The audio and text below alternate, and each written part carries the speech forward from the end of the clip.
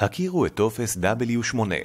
הטופס הופק על ידי רשויות המס האמריקאיות, והוא מיועד ליחידים שאינם אזרחי או תושבי ארצות הברית.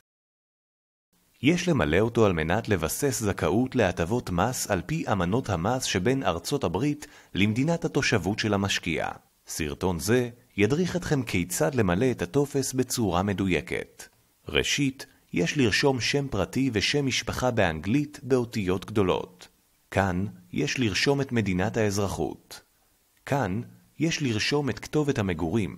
שימו לב שיש למלא רחוב ומספר בית ולא תא דואר. בהמשך יש לרשום את מדינת המגורים. בשורה זו ובשורה הבאה יש לרשום כתובת למשלוח דואר רק אם היא שונה מכתובת המגורים.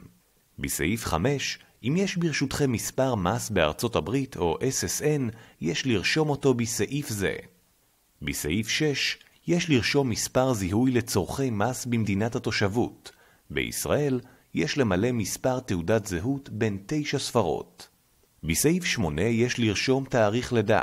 שימו לב כי בפורמט האמריקאי יש למלא משמאל לימין, קודם את חודש הלידה בשתי ספרות, לאחר מכן את היום בחודש בשתי ספרות, ואת שנת הלידה ב4 ספרות.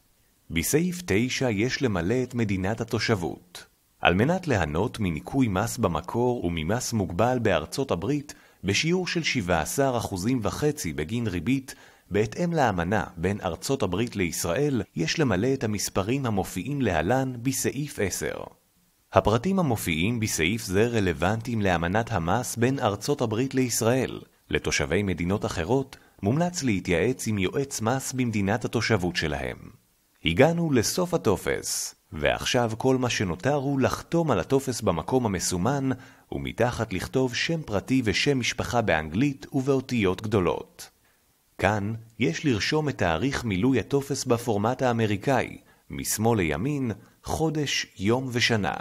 את הטופס ניתן להוריד מאתר זה ולמלא אותו ישירות על גבי המחשב. זהו, הטופס מלא. כל שנותר לכם לעשות הוא לשמור את הטופס במחשב שלכם ולהעלות אותו חתום לאזור האישי בפורטל הגשמה. חשוב לציין כי מילוי הטופס והפרטים המופיעים בו הם באחריות הממלא בלבד. בהצלחה.